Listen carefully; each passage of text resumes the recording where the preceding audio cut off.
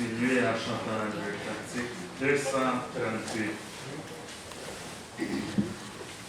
Le cantique 238.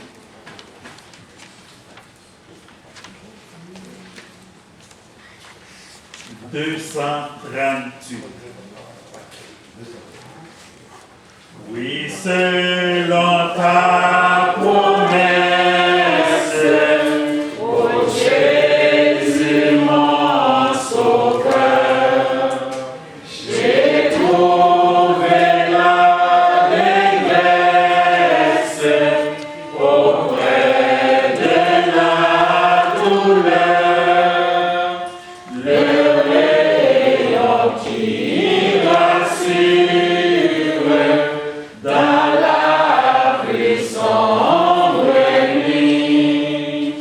Un homme à la blessure, dans l'épreuve appui. Un homme à la blessure, dans l'épreuve appui.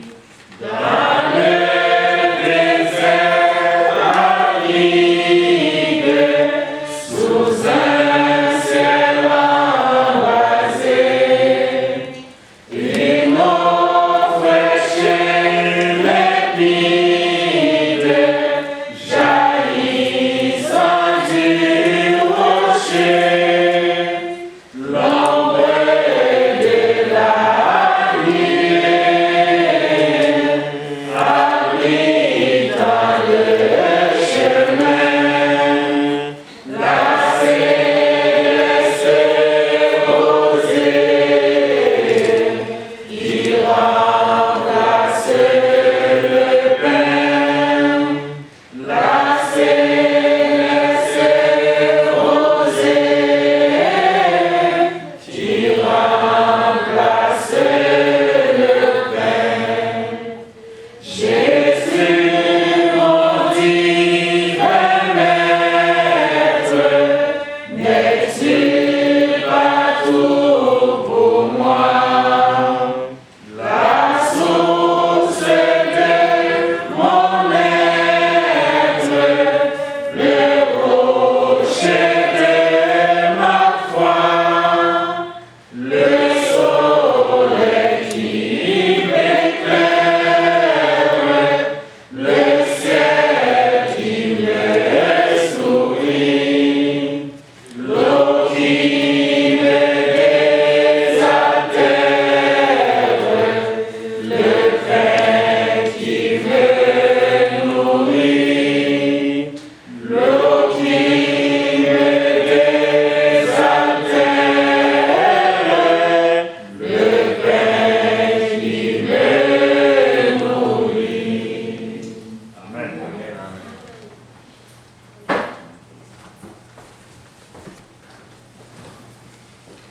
Bonjour les frères en Christ.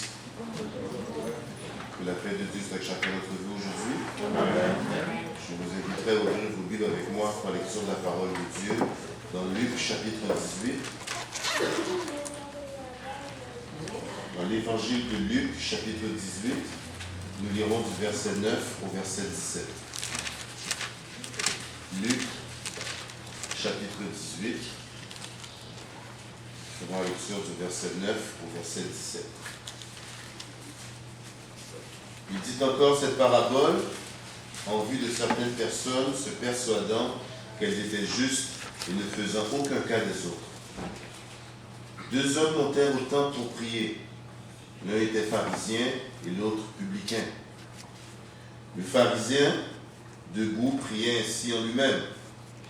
Ô Dieu, je te rends grâce parce que je ne suis pas comme le reste des hommes, qui sont ravisseurs, injustes, adultères, ou même comme ce publicain. Je jeûne 2 fois la semaine, je donne la dîme de tous mes revenus. Le publicain, se tenant à distance, n'osait même pas lever les yeux au ciel, mais il se frappait la poitrine en disant « Ô Dieu, sois apaisé envers moi, qui suis un pécheur. » Je vous le dis, celui-ci descendit dans sa maison justifié plutôt que l'autre. Car quiconque s'élève sera abaissé, et celui qui s'abaisse sera élevé. On lui amena aussi les petits enfants afin qu'il les touchât. Mais les disciples, voyant cela, reprenaient ceux qui les amenaient. Et Jésus les appela et dit, « Laissez venir à moi les petits enfants et ne les empêchez pas, car le royaume de Dieu est pour ceux qui leur ressemblent. Je vous le dis en vérité, quiconque ne recevra pas le royaume de Dieu comme un petit enfant, n'y entrera pas. » Parole du Seigneur. Amen.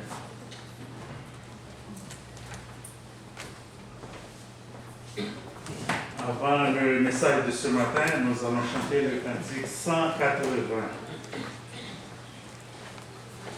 Le cantique 180. La voix du Seigneur m'appelle, prends ta croix et viens suis-moi. Je réponds, sauveur fidèle, me voici, je suis à toi. Jusqu'au bout, je veux te suivre dans les bons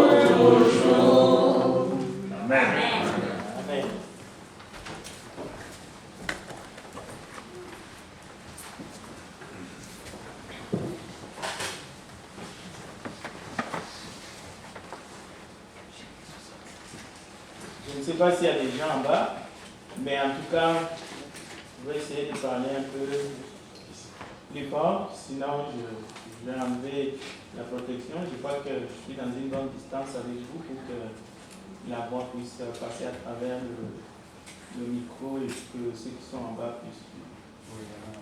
Voilà. Donc,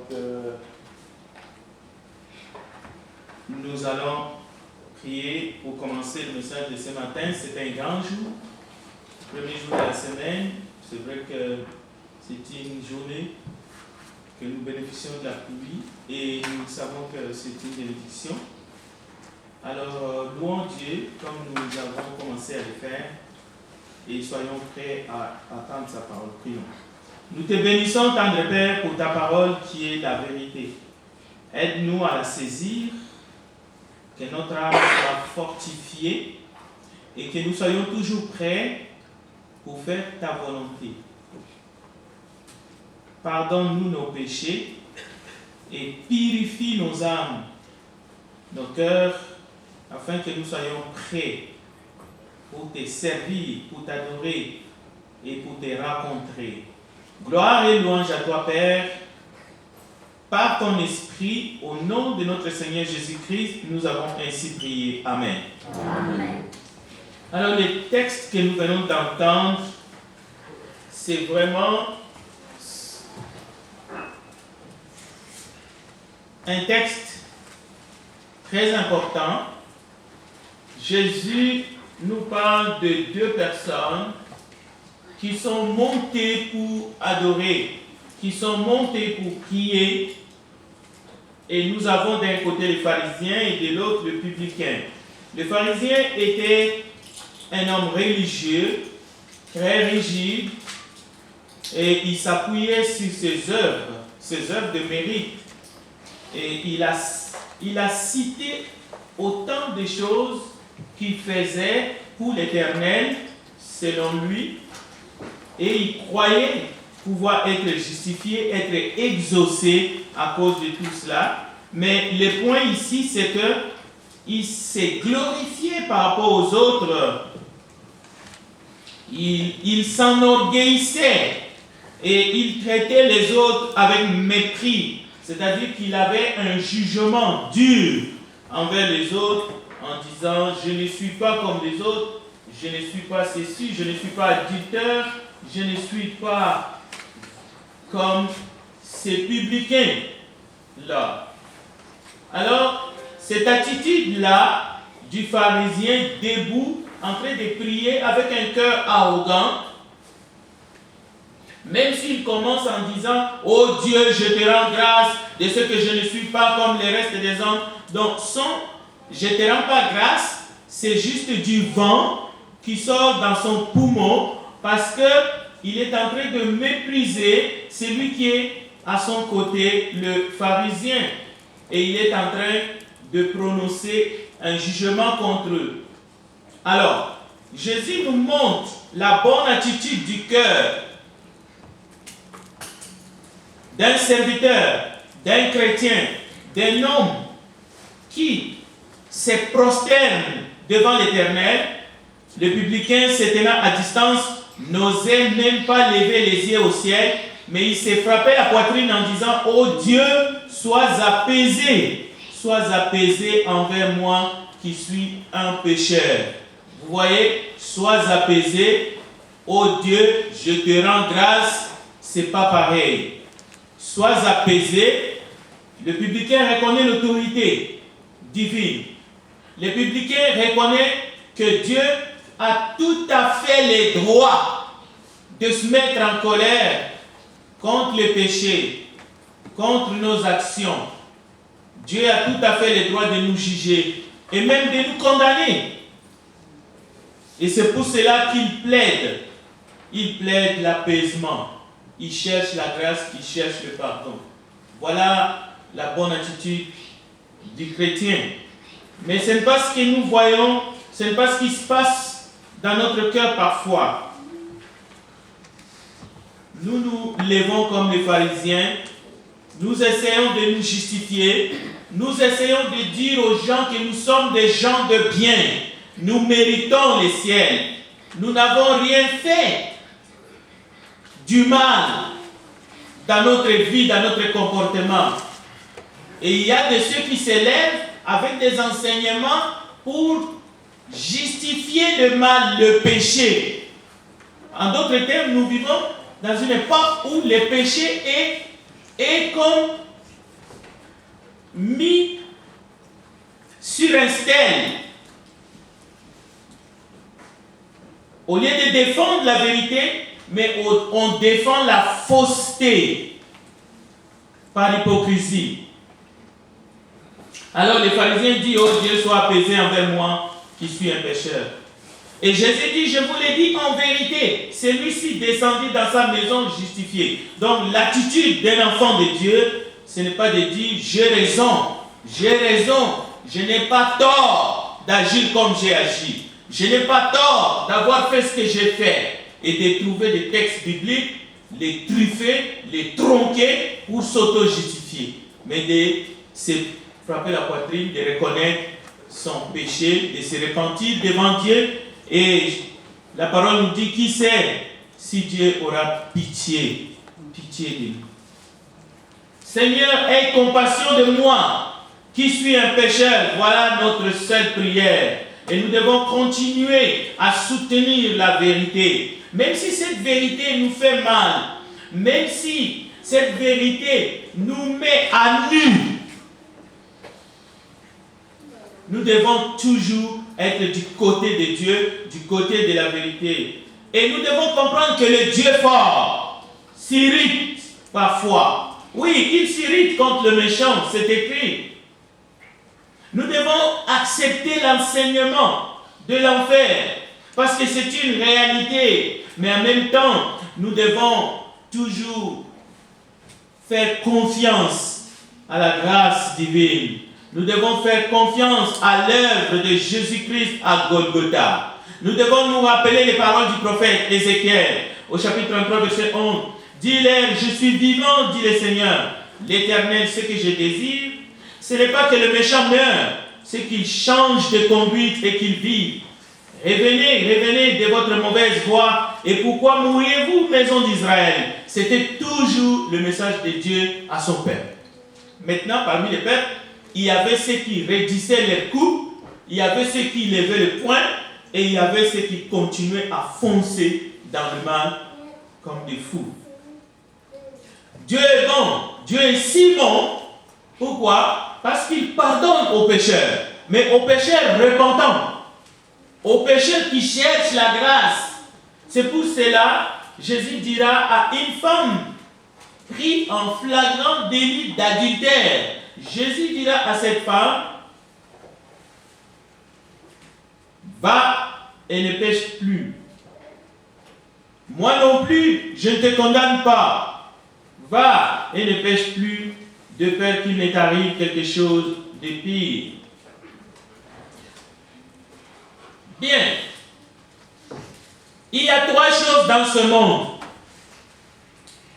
Soit vous aimez l'argent, soit vous aimez les femmes, soit vous aimez le pouvoir. Si vous êtes une femme, soit vous aimez les hommes. Mais là encore, c'est devenu banal. Une femme peut aimer les femmes, un homme peut aimer les hommes. Alors, c'est les tohu-bohi dans ce monde. Mais ces trois choses que nous venons de dire, il s'agit d'un amour passionnel au point de mettre le commandement de Dieu de côté. Mais il y a un prix. Si nous suivons les courants, si nous ne voulons pas vivre à contre-courant de notre société, la parole de Dieu est claire. Prenez votre Bible et ouvrez-la dans l'Épistolique aux Hébreux chapitre 10. Nous allons lire quelques versets ensemble. De manière solennelle, j'aimerais simplement que votre esprit et mon esprit, nous puissions prêter attention aux Écritures saintes. Hébreux chapitre 10, à partir du verset 26. Car si nous péchons volontairement, après avoir reçu la connaissance de la vérité, il ne reste plus de sacrifice pour les péchés, mais une attente terrible du jugement et l'ardeur d'un feu qui dévorera les rebelles. Celui qui a violé la loi de Moïse meurt sans miséricorde sur la déposition de 2 ou de 3 témoins. De quel pire châtiment pensez-vous que sera jugé digne celui qui aura foulé aux pieds les fils de Dieu, qui aura tenu pour profane les sangs de l'alliance par lesquels il a été sanctifié et qui aura outragé l'esprit de la grâce. Écoutez le verset 30. Car nous connaissons celui qui a dit: à moi la vengeance, à moi la rétribution. Et encore, le Seigneur jugera son peuple. C'est une chose terrible de tomber entre les mains du Dieu vivant. Souvenez-vous de ces premiers jours où, après avoir été éclairé, vous avez soutenu un grand combat au milieu des souffrances. D'une part, exposé comme un spectacle aux opprobres et aux tribulations, et de l'autre, vous associant à ceux dont la position était la peine. En effet, vous avez eu de la compassion pour les prisonniers et vous avez accepté avec joie l'enlèvement de vos biens, sachant que vous avez de biens meilleurs et qui durent toujours. N'abandonnez donc pas votre assurance à laquelle est attachée une grande rémunération, car vous avez besoin de persévérance afin qu'après avoir accompli la volonté de Dieu, vous obteniez ce qui vous est promis. Encore un peu de temps, celui qui doit venir viendra, et il ne tardera pas. Et mon juste vivra par la foi. Mais s'il se retire, mon âme ne prend pas plaisir en lui. Et le verset 39, nous ne sommes pas de ceux qui se retirent pour se perdre, mais de ceux qui ont la foi pour sauver leur âme. Alors, chers bien-aimés, chers enfants de Dieu, et si vous nous suivez pour la première fois, il faut comprendre par cette parole que nous venons d'entendre qu'il est possible de se faire passer pour un chrétien alors qu'on ne l'est pas. Voilà ce qui pousse certains d'enseigner des doctrines étrangères, ignorant totalement la sainte doctrine de notre Seigneur et Sauveur Jésus-Christ. Voilà ce qui pousse certains à endurcir leur cœur comme Pharaon en Égypte devant Moïse, alors qu'il pouvait seulement écouter, obéir au commandement divin et de laisser partir le peuple pour qu'ils aillent adorer leur Créateur dans le désert. Et nous savons ce qui est arrivé en Égypte. Tout le peuple en Égypte a souffert. D'abord les 10 plaies. Mais encore aujourd'hui, les marques sont tangibles en Égypte. Pourquoi? Parce que Pharaon avait endurci son cœur. Dieu nous parle. Dieu nous dit toujours, pendant que nous sommes vivants, il nous appelle à la repentance. Nous ne devrions pas tomber au formalisme, c'est-à-dire nous portons les titres en quelque sorte de chrétiens, on se fait passer pour chrétien ou chrétien, mais en même temps, nous vivons selon le monde, selon le principe du monde. C'est pour cela, un jour, Jésus, dans Luc chapitre 13, verset 3, il dit à ses disciples, non, je vous dis, je vous l'ai dit. Luc 13, verset 13. Non, je vous l'ai dit, mais si vous ne vous repentez, vous périrez tous également. Alors que Dieu puisse nous accorder sa grâce ce matin aux uns et aux autres. Que Dieu nous accorde sa grâce de crier, d'implorer sa grâce, sa miséricorde, comme ces publicains que nous avons écoutés dans la lecture ce matin. Il n'y a pas de place à une comédie, quelle qu'elle soit. Mais Dieu nous appelle à la repentance.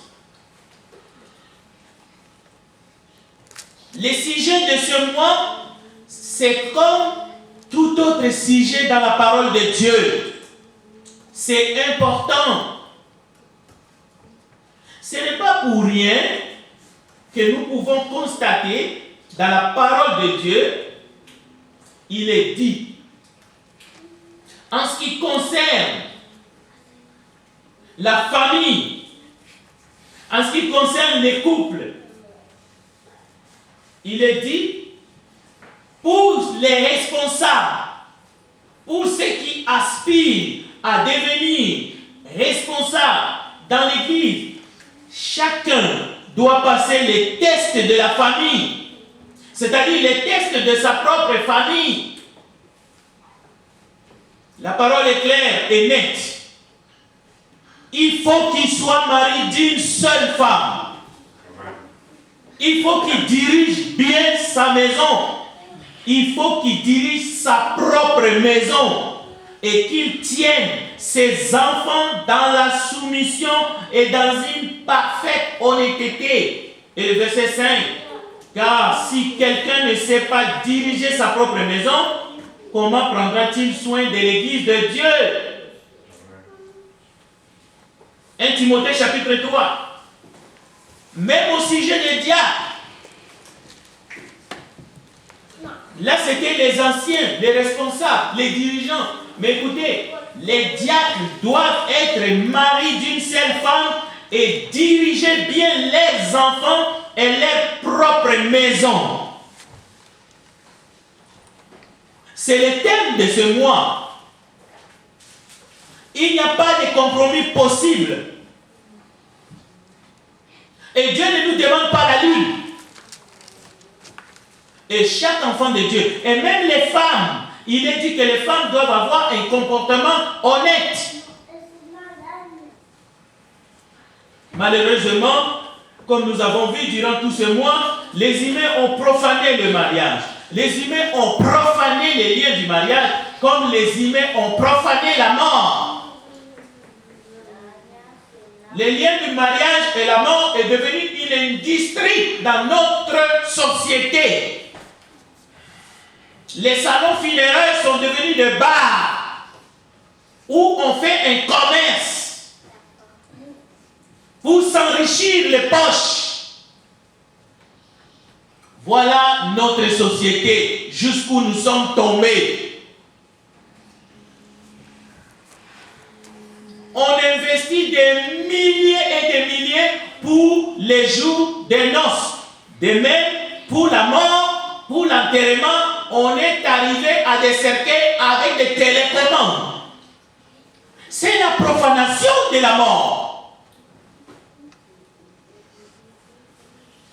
Les gens du monde sont devenus, comme nous avons lu dans la parole, et d'ailleurs, même au 1er siècle, des abominables, de meurtrieux. On fait du lien du mariage un endroit où ce n'est plus l'amour qui règne, mais c'est la haine. Les divorces coûtent cher. Qu'est-ce que vous voulez que je vous dise? Il y en a qui s'enrichissent, même les avocats. Et dans le monde entier, ça ne se passe pas seulement ici. Maintenant, vous, enfants de Dieu, vous ne savez pas que les divorces coûtent cher? Mais pourquoi les divorces coûtent cher? Mais c'est parce que l'ennemi a traficoté là-dedans.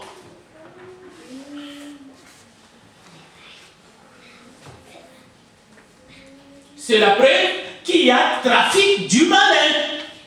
La même chose qu'il y a eu trafic dans le temple. Jésus a dit, mais ce lieu devrait être un lieu de prière. Mais vous en avez fait une caverne de voleurs. Alors, nous allons suivre les principes du monde pour ce que nous avons de plus précieux. La Bible nous demande de respecter nos morts, de les honorer même. Mais par des enterrements simples, pas par des folies. Au commencement, lorsque Dieu a établi toutes choses, il a créé un homme et une femme. Dieu créa un homme, Adam. Ça, c'est l'ordre divin. Et il a créé une femme, Ève. Ce n'est pas compliqué.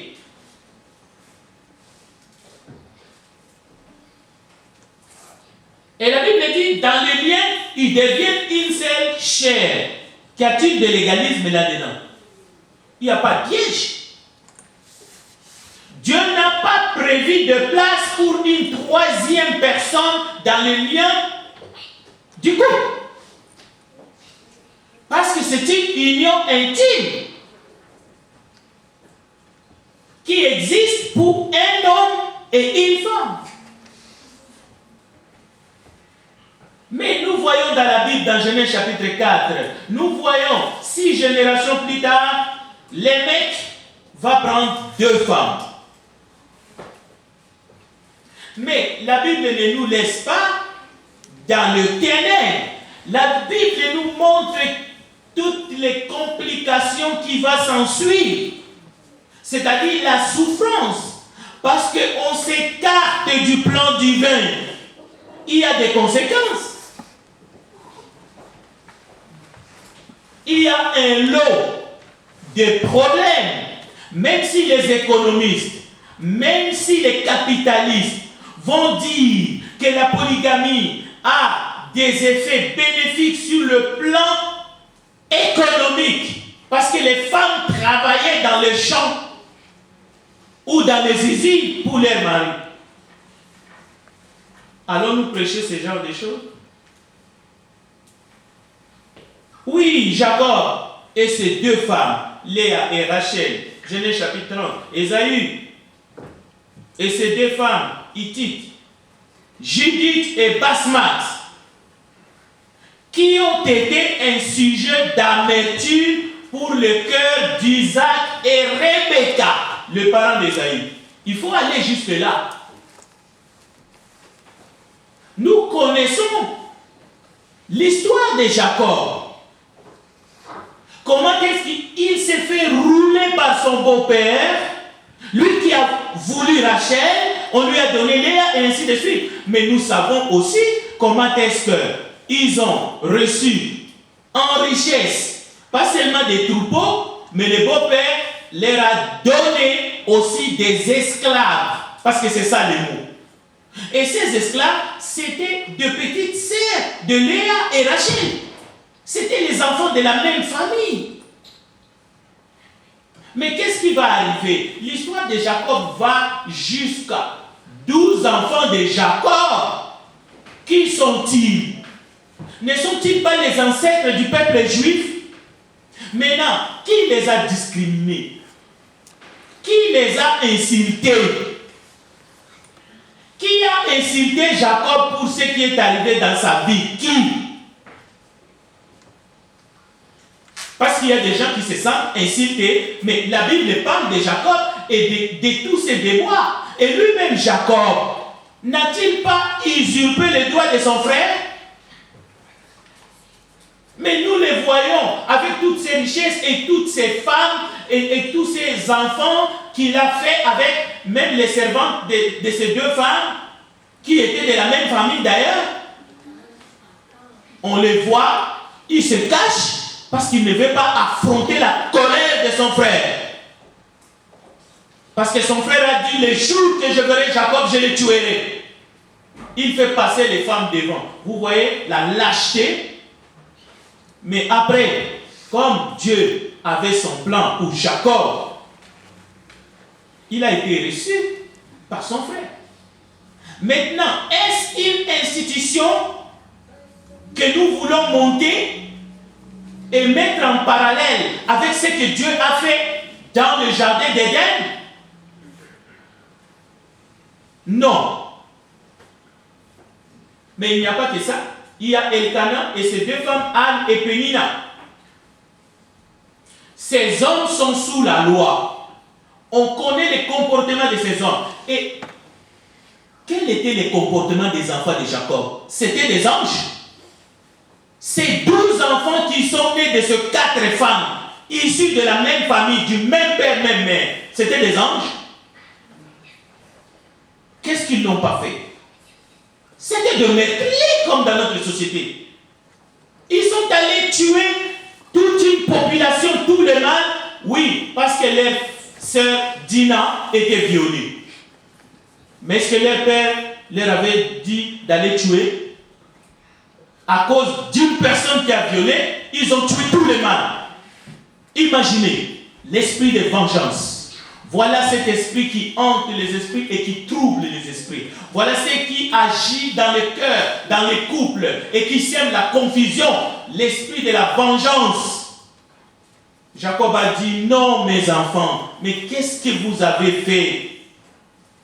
Alors que nous venons de signer un traité de paix, alors que le violeur et ses parents ont accepté de prendre votre sœur en mariage, en finalité, comme le disait, comme ils nous l'ont dit, mais ils sont allés verser le sang. Mais pas seulement, mais les enfants de Jacob, qu'est-ce qu'ils ont fait? Ils n'ont pas vendu leurs propres frères, ils n'ont pas maltraité. Leur père a pleuré combien de fois? Votre fils a été mangé par un animal féroce. C'était une famille toujours en paix, joyeuse, il n'y avait pas de problème, comme aujourd'hui, moindre affaire, baf, je divorce. C'était ça? Non, écoutez, mais qu'est-ce que Joseph a fait à l'égard de ses propres frères? Le meurtrier, les voleurs, il les a pardonnés. Il les a reçus. Il les a nourris. Il leur a dit, je ne peux pas vous rendre le mal du mal que vous m'aviez fait. Je ne peux pas vous le rendre. Vous méritez mieux.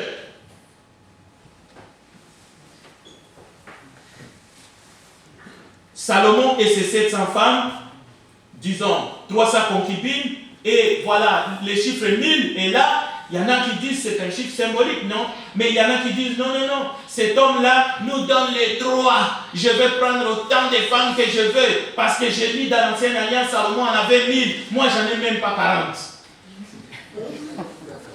Donc, bien que les hommes se soient éloignés du plan initial, le Seigneur nous rappelle à l'ordre. Le Seigneur veut que nous puissions nous repentir, que nous puissions nous concilier avec lui et que nous puissions suivre son modèle. C'est ça le message de la parole de Dieu. Mais ce n'est jamais un message de condamnation. C'est pour cela, lorsque vous allez dans le Nouveau Testament, et cela nous interpelle, lorsque vous regardez dans les Écritures, vous allez voir, là où on parle de l'homme riche et du pauvre Lazare, cette parabole commence par ceci. Au verset 18. De Luc 16, si je ne me trompe. 18.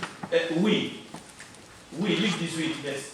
Oh, oui, le verset 18. Quiconque répudie sa femme et en épouse une autre commet un adultère, et quiconque épouse une femme répudiée par son mari commet un adultère. Et au verset 19, il y avait un homme riche qui était vêtu de pourpre et de fin lin, et qui chaque jour menait joyeuse et brillante vie. Un pauvre nommé Lazare était couché à sa porte, couvert d'ulcères. Écoute, il n'y a pas de transition. Il n'y a pas de transition. Vous savez ce qui pousse les gens aujourd'hui, ce qui détruit la famille aujourd'hui, c'est justement nous. Celui qui trouve une femme trouve le bonheur. Avec cette femme, je n'ai pas trouvé le bonheur, je vais trouver la femme chez qui je vais trouver le bonheur. C'est la belle vie. Mais écoute, c'est l'équivalent d'un crocodile qui sort de l'eau pour aller chercher à manger. Dès que l'orage commence, il fuit, il retourne dans l'eau. Les crocodiles, il fuit la pluie, mais il retourne dans l'eau. C'est ça l'équivalent. Oui, c'est la facilité, c'est la belle vie, c'est la joyeuse vie, c'est la fête. On cherche la fête, on veut la fête et on méprise le pauvre qui est là, qui n'attend qu'à manger les miettes. Voilà l'attitude de celui qui dit, je te mets dehors, je n'ai plus besoin de toi, je ne peux plus te supporter, j'en ai assez.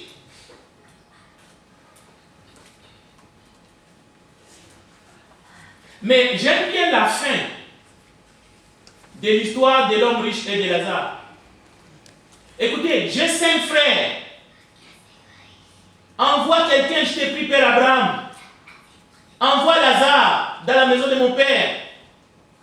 C'est pour qu'il leur atteste ces choses, afin qu'ils ne viennent pas aussi dans ce lieu de tourment. Abraham répondit, ils ont Moïse et les prophètes. Qui les écoute? Il dit, mon père Abraham, mais si quelqu'un des morts va vers eux, ils se repentiront. Abraham lui dit, s'ils n'écoutent pas Moïse et les prophètes, ils ne se laisseront pas persuader quand même quelqu'un des morts ressusciterait. Voilà l'attitude des hommes dans notre monde moderne. Écoutez, un ange ne se réveillera pas pour venir vous dire, restez fidèles, soyez fidèles, répentez-vous, saisissez la grâce de Dieu, vivez en paix. Le temps est proche, le temps est court. Que ceux qui sont mariés vivent comme s'ils n'étaient pas mariés. Écoutez, rachetons le temps, car les jours sont mauvais. Bon, il y a une grande famille dans Samarie. Les choses sont devenues chères, comme aujourd'hui. Très chères. Un quart de quart, des fientes, des pigeons, 5 cycles d'argent. Et la Bible nous dit, dans 1 roi 6, 2 rois 6, comme les rois passaient sur la muraille, une femme lui cria, sauve-moi, ô roi mon Seigneur. Il répondit, si l'Éternel ne te sauve pas, avec quoi te sauverai-je? Avec les produits de l'air ou du pressoir. Et le roi lui dit, qu'as-tu? Elle répondit, cette femme-là m'a dit, donne ton fils, nous le mangerons aujourd'hui, et demain nous mangerons mon fils. Nous avons fait cuire mon fils, et nous l'avons mangé. Et le jour suivant, je lui ai dit, donne ton fils, nous le mangerons. Mais elle a caché son fils. Lorsque le roi entendit ces paroles de cette femme, il déchira ses vêtements, en passant sur la muraille, et le peuple vit qu'il avait en dedans un sac sur son corps.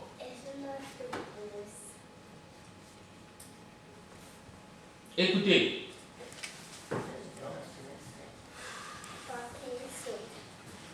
je vais m'arrêter.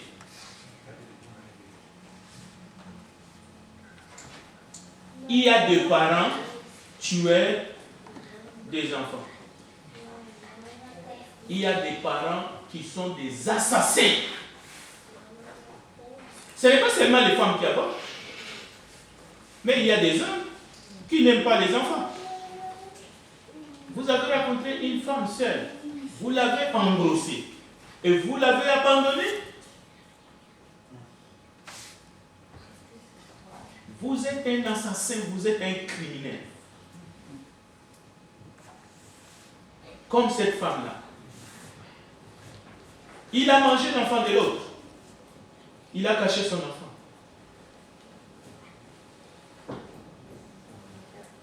Il y a des parents qui abandonnent mère et enfant. Ok?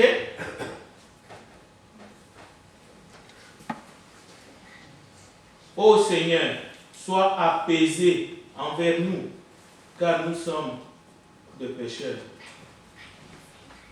Aide-nous à ne pas nous justifier, mais plutôt à rechercher ta grâce. Et à ne pas chercher à soutenir l'erreur, le mensonge, le péché. Voilà notre prière. Mais il y a encore un dernier exemple. Je vais prendre encore un exemple. Dans 1 Roi chapitre 3 verset 18. Je lis les textes, écoutez.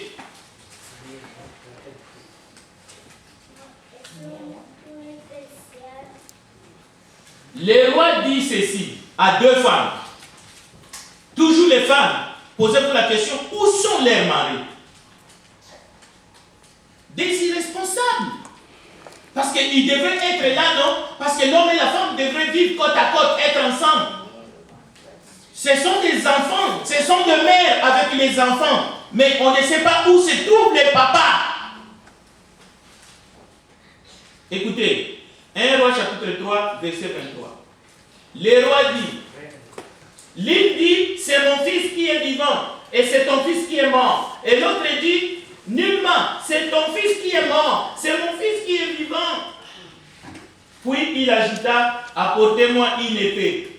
On apporta une épée devant le roi, et le roi dit, coupez en deux l'enfant qui vit, et donnez-en la moitié à lui, et la moitié à l'autre. Alors, la femme, dont le fils était vivant, sentit ses entrailles s'émouvoir pour son fils, et elle dit au roi, ah mon Seigneur, donne-lui l'enfant qui vit, et ne le faites point mourir. Mais l'autre dit, il ne sera ni à moi, ni à toi, coupez-les. Coupez. Et le roi prenant la parole dit, donnez à la première l'enfant qui vit, et ne le faites point mourir, car c'est elle qui est sa mère. Tout Israël a pris le jugement que le roi avait prononcé et l'on craignit le roi, car on vit que la sagesse de Dieu était en lui pour les diriger dans ses jugements. Écoutez, si les ventres vides peuvent s'émouvoir pour son enfant qui risque d'être coupé, imaginez les entrailles qui portent une sémence même de quelques heures. Imaginez.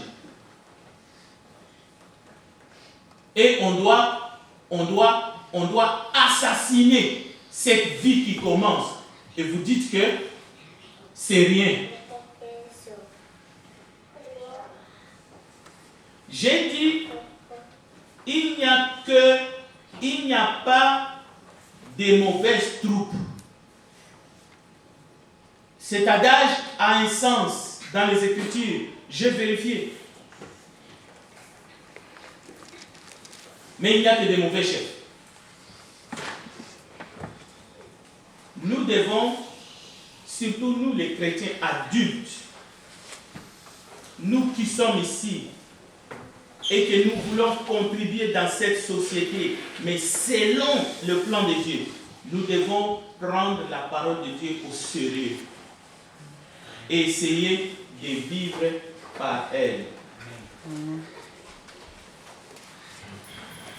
Que Dieu nous aide à ouvrir les yeux et à ne pas suivre le monde, et à ne pas suivre Satan, et à protéger ce que Dieu nous a donné de meilleur, c'est-à-dire la famille, les enfants, les couples, le mari, la femme. Et vous verrez la différence entre celui qui sert Dieu et celui qui ne sert pas. Qui ne le sert pas. Que Dieu bénisse sa parole. Et chantons les chants d'appel et nous allons prier.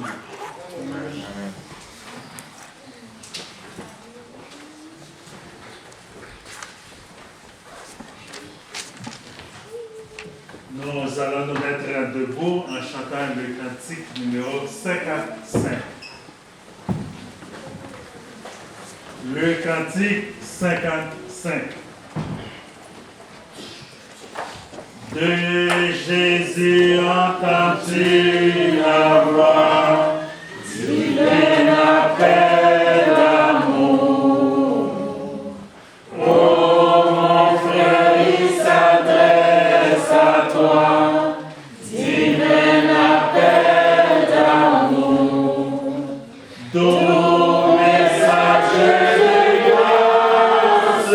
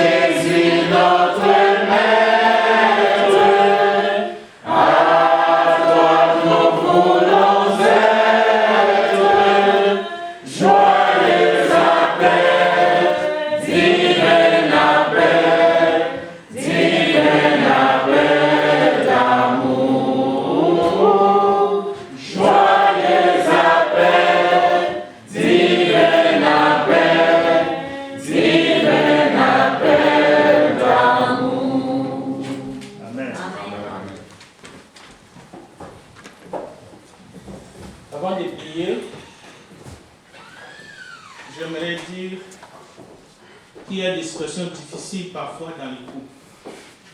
Et nous voulons prier pour ça ce matin. Mais ces situations arrivent à cause de divers problèmes.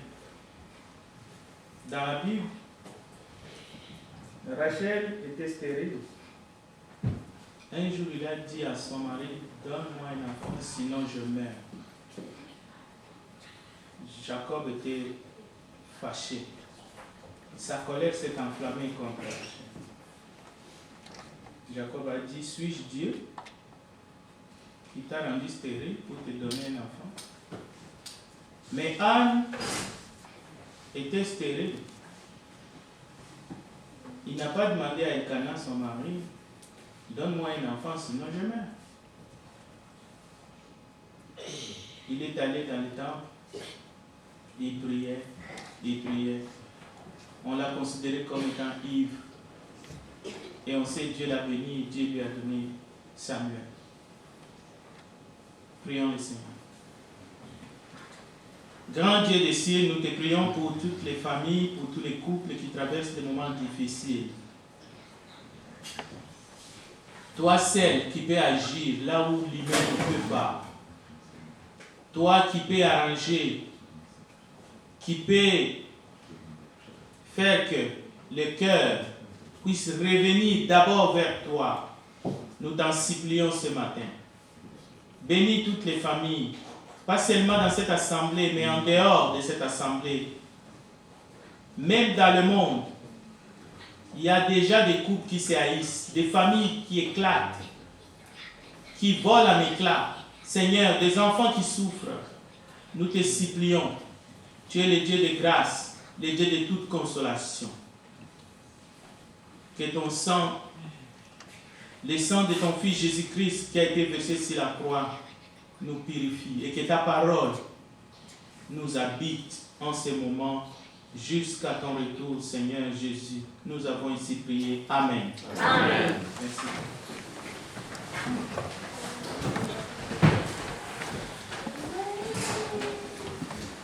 Et maintenant, pour passer au repas du Seigneur, nous allons chanter le classique numéro 101. Le cantique 101. À la croix, ô mon sauveur, je suis venu briser les douleurs. La sang purifie à mon cœur. À son nom la gloire. À son nom la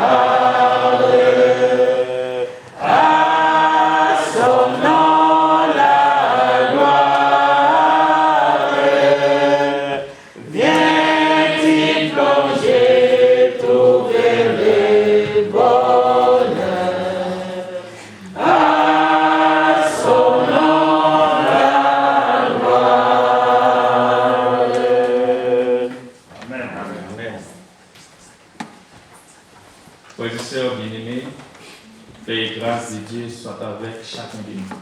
Amen. Aujourd'hui, c'est le premier jour de la semaine, le jour réservant pour le service pour la gloire de Dieu. Et nous savons que lors de ce service, il nous faut partager le pain et le sang de Jésus-Christ, notre Sauveur et Seigneur. Comme il a dit en Matthieu 26, du verset 26 au verset 28, pendant qu'ils étaient ensemble, après avoir rendu grâce, le Seigneur Jésus-Christ a pris le pain